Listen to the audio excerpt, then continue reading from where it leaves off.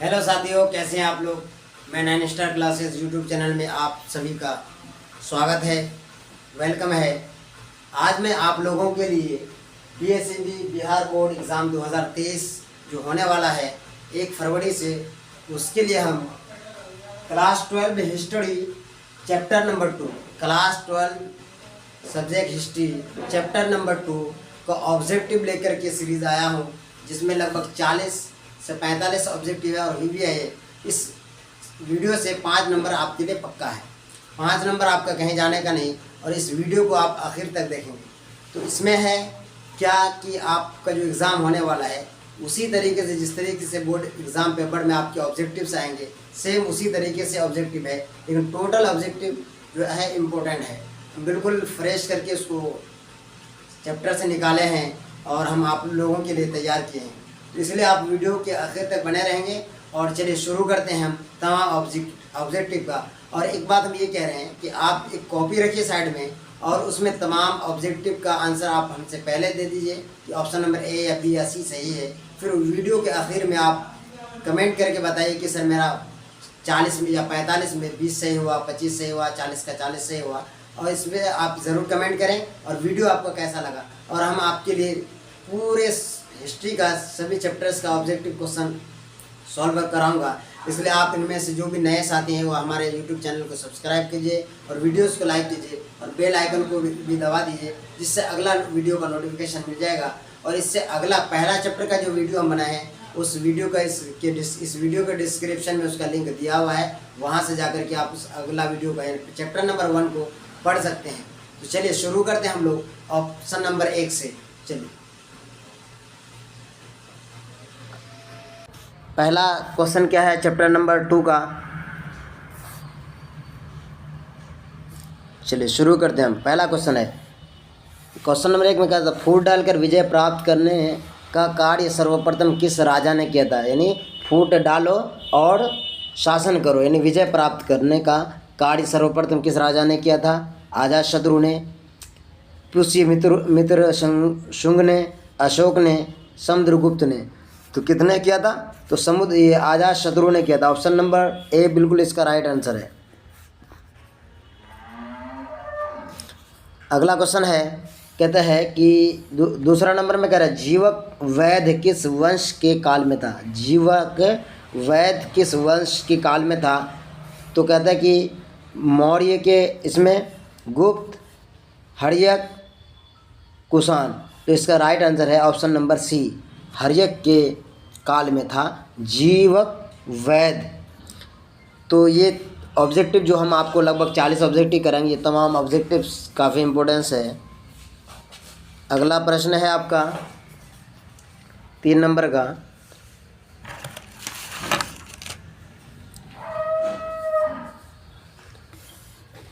Question number 3 में अपने स्वयं के खर्चे से सुदर्शन झील की मरम्मत किसने कराई थी। अशोक ने, कनिष्क ने, रुद्रदामन ने या स्कंदगुप्त ने। तो इसका राइट आंसर है ऑप्शन नंबर सी, रुद्रदामन ने। अगला है, पाटलिपुत्र नगर की स्थापना उदयन ने किस नदी के संगम पर किया था। संगम का मतलब जब 2 नदियों के मिलन जहाँ होते हैं उसको संगम बोलते हैं। जैसे कि गंगा और यमुना नदी का संगम है इलाहाबाद में, उसी तरीके से है। तो इसमें कह रहा है कि पाटलिपुत्र नगर की स्थापना उदयन ने किस नदी के संगम पर किया था। गंगा, सोन, पुनपुन या इनमें से इन सभी के संगम पर। तो नहीं, हाँ, इन सभी के संगम पर किया था। Option number D right answer है इसका। 5 नंबर में है, 5 नंबर में कह रहा है कि समस्त भारत ही नहीं एशिया एवं यूरोप में सर्वप्रथम हूणों को परास्त करने का श्रेय किस शासक को जाता है।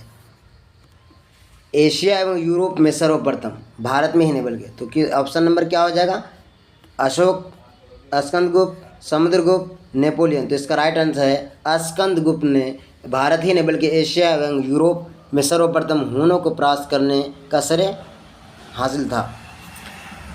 6 नंबर में है, कह रहा है कि यूरोप का समुद्रगुप्त कौन था। हिटलर, नेपोलियन यानी इसका पूरा नाम है नेपोलियन बोनापार्ट, बिस्मार्क, मुसोलिनी। तो इसका राइट आंसर है यूरोप का समुद्रगुप्त कौन था? Napoleon Bonaparte. 7वां नंबर में है किसके अभिलेख में भूमि दान का उल्लेख मिलता है, यानी भूमि ज़मीन को दान कर दिया जाता है, तो किसके अभिलेख में ये है? अशोक के, समुद्रगुप्त या प्रभावती गुप्त, इनमें से सभी। तो ऑप्शन नंबर इसका सी राइट है, प्रभावती गुप्त के अभिलेख में उल्लेख है कि वो भूमि को दान कर देते थे। 8वां नंबर में है, कह रहा है कि भूमि अनुदान से संबंधित प्रथम अभिलेखीय प्रमाण किसका है? भूमि अनुदान से संबंधित प्रथम अभिलेखीय प्रमाण किसका है? तो मौर्य काल का, सातवाहन काल का, या शुंग काल या गुप्त काल। तो इसका राइट आंसर है सातवाहन काल, option number C right answer है इसका। 9वां नंबर में कह रहा है कि 510 ईस्वी में सती प्रथा के साक्ष्य वाला प्रथम अभिलेख कहाँ मिला? यानी 510 ईस्वी में सती प्रथा का साक्ष्य यानी उसका सबूत क्या मिला, प्रूफ? तो ए में कह रहा है एरन यानी सागर, गुर्जरा यानी दतिया, मस्की या जूनागढ़। तो सही आंसर है इसका ऑप्शन नंबर ए, एरन यानी सागर में। अगला है, ये सब काफ़ी इम्पोर्टेंट है क्योंकि ये चैप्टर नंबर 2 का है। सभी वीवीआई ऑब्जेक्टिव को हम बता रहे हैं आप। अब तक हमारे इस लेटेस्ट वीडियो में जो भी साथी नए हैं तो चैनल को ज़रूर सब्सक्राइब करें और इसके डिस्क्रिप्शन में जाकर इसका अगला वीडियो को भी देख सकते हैं आप लोग। कहते हैं किस शिलालेख से अशोक द्वारा कलिंग विजय का पता चला था? कौन सा? इसमें ये 2011 में पूछा गया था BSEB एग्ज़ाम में। तो प्रथम, 5वें, 10वें या 13वें? तो इसका है सही आंसर 13वें, यानी 13वें शिलालेख से अशोक द्वारा कलिंग विजय का पता चला था। 11वां नंबर में कह रहा है कि किस विद्वान ने मात्र अभिलेखों के आधार पर अशोक का इतिहास सरलाघ्य प्रयास किया है? यानी किस विद्वान ने मात्र अभिलेखों के आधार पर? तो Vincent Smith, James Prinsep, Kashi Prasad Jayaswal या वेदत्त रामकृष्ण भंडारकर। तो इसका राइट आंसर है ऑप्शन नंबर डी, वेदत्त रामकृष्ण भंडारकर, इसी को जाता है। ऑप्शन नंबर 12 में कह रहा है कि मौर्य काल का निम्न में से कौन सर्वाधिक महत्वपूर्ण नमूना है? यानी मौर्य काल का। तो स्तंभ, चैत्य, स्तूप या गुहा वास्तुकला। तो इसका सही आंसर है ऑप्शन नंबर डी, गुहा वास्तुकला। 13 नंबर में है, कहता है कि इंडिका की रचना किसने की थी? इंडिका एक पुस्तक है, उसका रचना किसने की थी? कौटिल्य ने, मेगास्थनीज ने, अलबरूनी ने, इत सिंह ने। तो इसका है मेगास्थनीज ने किया था। कौन किया था? मेगास्थनीज ने इंडिका जो पुस्तक है उसकी रचना किया था। ये VVI क्वेश्चन है, इसको नोट कर लीजिएगा आप लोग, इस बार पूछेंगे ज़रूर एग्ज़ाम में। 14 नंबर में कह रहा है कि 14 नंबर में कह रहा है कि प्रयाग प्रशस्ति की रचना किसने की थी? ये भी एक पुस्तक है, इसकी रचना किसने की थी? कहता है कालिदास ने, बाणभट्ट ने, हरिसेन ने या पतंजलि ने। तो इसका सही आंसर है हरिसेन ने। किसने? हरिसेन ने प्रयाग प्रशस्ति पुस्तक की रचना की थी। अगला है 15 नंबर में कह रहा है कि गुप्तों के काल में कौन चीनी यात्री भारत आया था? यानी गुप्त के काल में, यानी उस दौर में हुएनसांग या फाह्यान या इत्सिंग या वांग से। तो इसका सही आंसर है बी नंबर, फाह्यान ने आया था भारत गुप्त काल में। 16 नंबर में कह रहा है कि भारतीय इतिहास का कौन सा काल सवर्ण काल के नाम से जाना जाता है? ये भी इम्पोर्टेंट क्वेश्चन है, VVI है, इसको भी आप लोग नोट डाउन ज़रूर कर लेंगे। तो मौर्य काल, गुप्त काल, मुगल काल या अंग्रेज़ों का काल? तो इसका क्या है? गुप्त काल को सवर्ण काल के नाम से जाना था। कौन काल? गुप्त काल। ऑप्शन नंबर बी इसका राइट आंसर है। 17 नंबर में कह रहा है अशोक किस वंश का शासक था? अशोक किस वंश का शासक था? नंद वंश, मौर्य वंश, शैव वंश या पाल वंश? तो ऑप्शन नंबर 20 का है, मौर्य वंश का शासक था अशोक। अगला है कौटिल्य जो पुस्तक है वो किसकी रचना, कौटिल्य किसकी आखिर किसकी कृति है? तो कहता है कि मेघदूत का, अर्थशास्त्र का, मालवी, काग्निमित्र या ऋतु संहार। तो अर्थशास्त्र का है कौटिल्य। अगला 19 नंबर में कह रहा है कि मेगास्थनीज भारत में किसके द्वार पर आया था? मेगास्थनीज भारत में किसके द्वार पर आया था? चंद्रगुप्त मौर्य या बिंदुसार, अशोक या पुष्यमित्र शुंग। तो इसके ऑप्शन नंबर ए यानी चंद्रगुप्त मौर्य के द्वार पर आया था, यानी दरवाजे पर। अगला है 20 नंबर में कह रहा है समुद्रगुप्त की जानकारी होती है मथुरा अभिलेख से, प्रयाग प्रशिष्ट से, वंशखेरा अभिलेख से या ऐहोल से। ऑप्शन नंबर बी यानी प्रयाग प्रशिष्ट से समुद्रगुप्त की जानकारी होती है।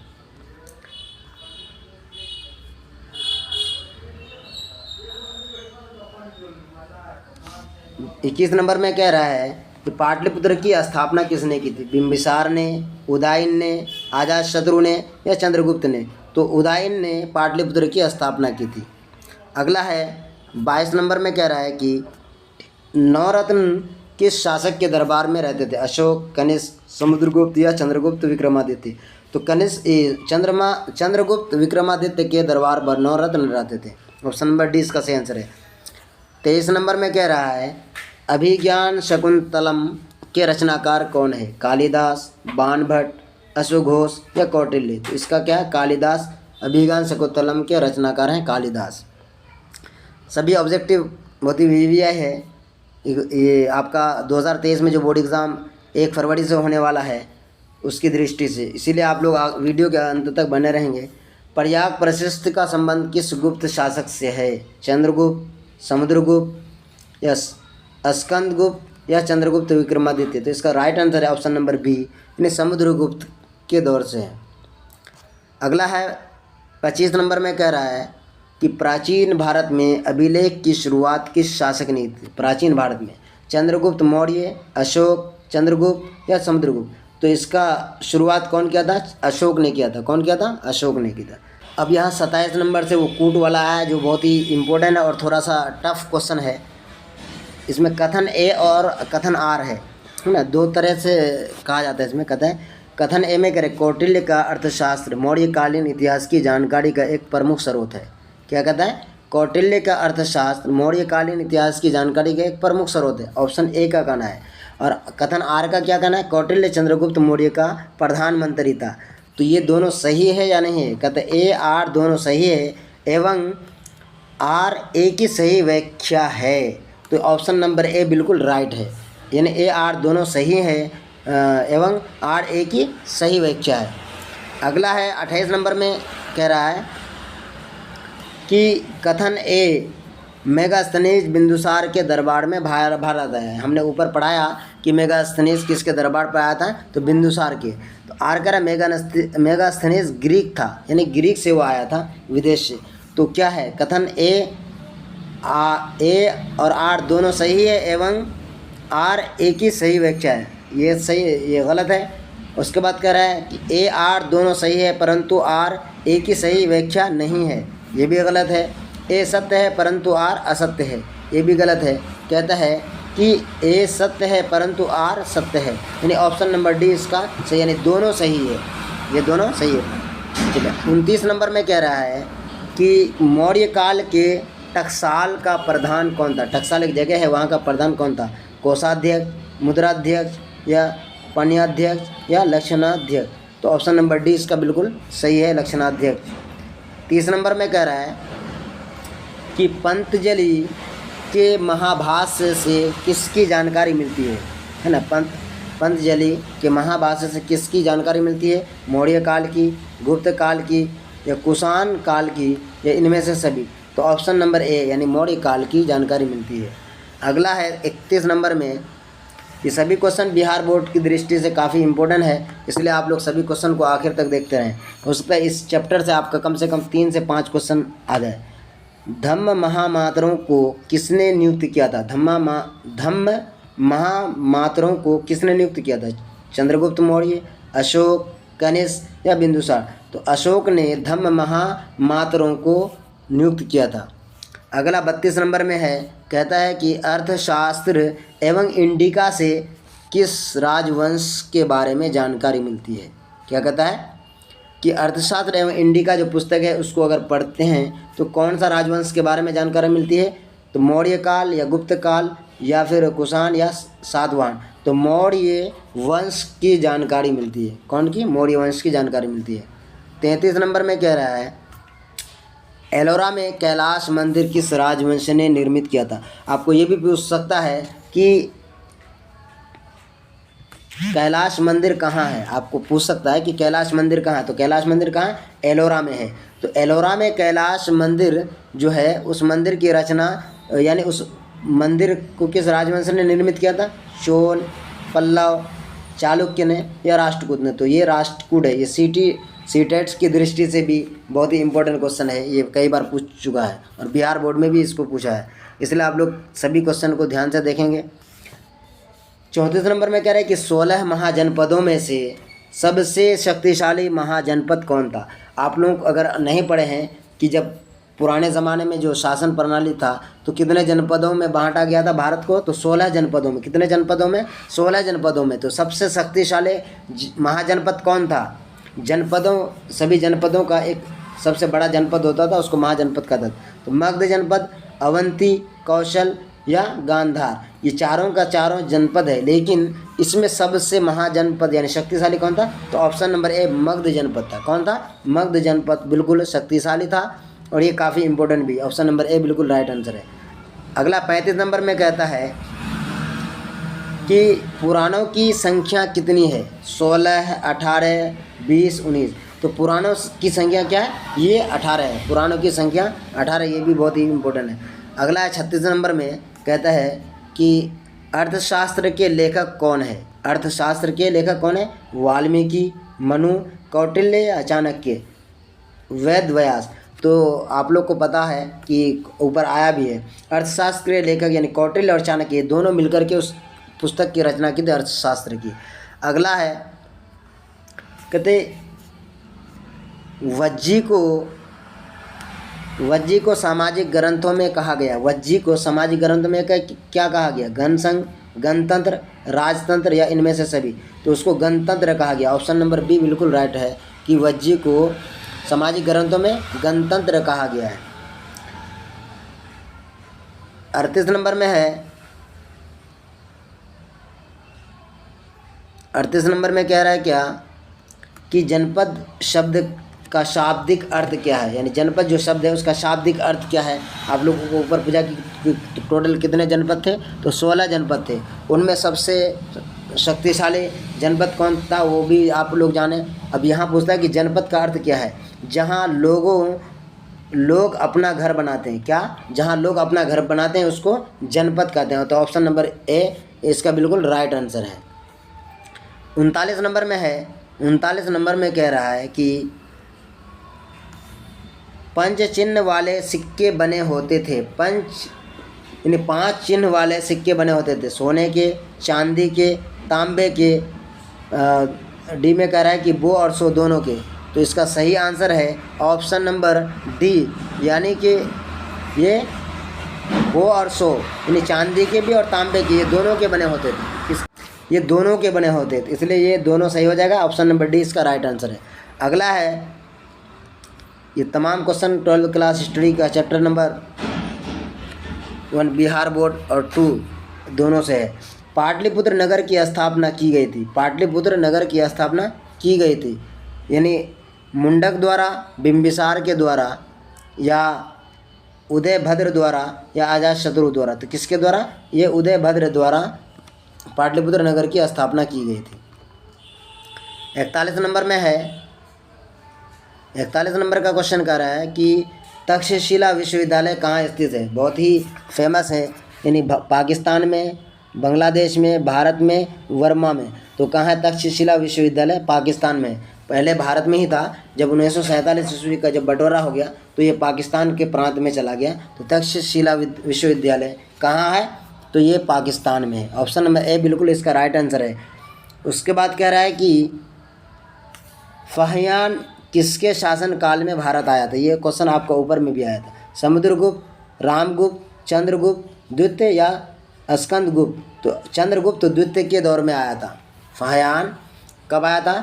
तो चंद्रगुप्त द्वितीय के दौर में भारत आया था।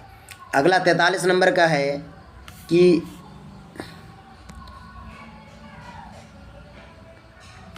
भारत को नेपोलियन किस शासक को कहा था? भारत का नेपोलियन किस शासक को कहा जाता है? तो ये क्वेश्चन आपका 2017-2019 में भी पूछा गया, जो काफ़ी इम्पोर्टेंट है, यानी VVI है। अशोक, समुद्रगुप्त, अकबर या चंद्रगुप्त मौर्य।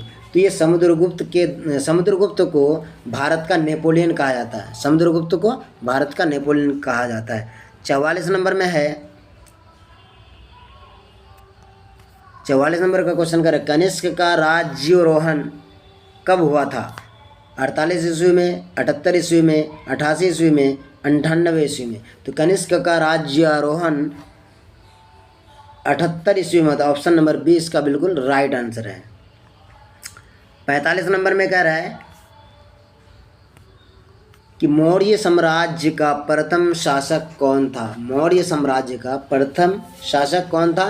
तो बिंदुसार, चंद्रगुप्त मौर्य, अशोक या महेंद्र। तो चंद्रगुप्त मौर्य थे। मौर्य साम्राज्य का प्रथम शासक कौन था? Chandragupta Maurya. Option number B बिल्कुल इसका राइट आंसर है।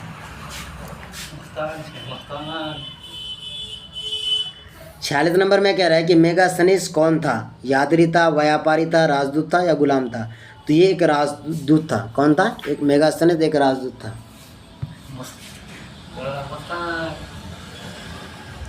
47 नंबर में कह रहा है कि धम्म की शुरुआत किसने की थी? चंद्रगुप्त मौर्य, चंद्रगुप्त विक्रमादित्य, अशोक या कनिष्क। तो अशोक ने धम्म की शुरुआत की थी। अशोक। अगला प्रश्न है, मौर्य साम्राज्य का तृतीय शासक कौन था? यानी मौर्य साम्राज्य का तृतीय शासक कौन था? अशोक, बिंदुसार, चंद्रगुप्त मौर्य या महेंद्र। तो अशोक था। कौन था? अशोक। मौर्य साम्राज्य का तृतीय यानी तीसरा शासक, तीसरा राजा कौन था? तो अशोक था। तो इस तरीके से आपका 12वीं क्लास का सेकंड चैप्टर कंप्लीट हुआ। और इनमें से अब तक जो भी साथी हमारे इस वीडियो को लाइक नहीं किए हैं तो ज़रूर लाइक कर दें, और अगर आप चैनल को सब्सक्राइब नहीं किए तो सब्सक्राइब भी कर दीजिए, जिससे आपको अगला वीडियो का नोटिफिकेशन मिल जाएगा। और ये कि आपका बेल आइकन को भी दबा दें। और मैं आप लोगों से एक प्रॉमिस करता हूँ कि हम आपका क्लास 12 का जो हिस्ट्री सब्जेक्ट है, इसका तमाम चैप्टरों का हम ऑब्जेक्टिव्स को सॉल्व कराएंगे इसी चैनल के माध्यम से, और एग्ज़ाम से पहले तक कंप्लीट करा देंगे सभी चैप्टर का। और उसके अलावा हम इसी चैप्टर में इसी चैनल के माध्यम से हम ज्योग्राफी का भी ऑब्जेक्टिव एक चैप्टर का कंप्लीट किए हैं, और सेकंड चैप्टर भी आपका कंप्लीट करेंगे। तो इस वीडियो को डिस्क्रिप्शन में सब कुछ दिया हुआ है, तो आप लोग एक भी क्लास को मिस नहीं करेंगे। और इसलिए इस बार हम लोगों को कोशिश करना है कि अब की बार 90 पार नंबर लेके आना है। कितना? 90 प्लस मार्क्स लेके आना आपका हिस्ट्री में। तो इसीलिए आप तमाम वीडियोस को हमारा देखते रहिए। और इसके अलावा हमारे इस चैनल में क्लास हिंदी का, उर्दू का, और क्या कहते हैं कि व्याकरण का, हिंदी व्याकरण, उसका ज्योग्राफी, हिस्ट्री, और इसके अलावा और हम कोशिश करेंगे पॉलिटिकल साइंस वगैरह का भी वीडियोस को हम बनाते रहेंगे।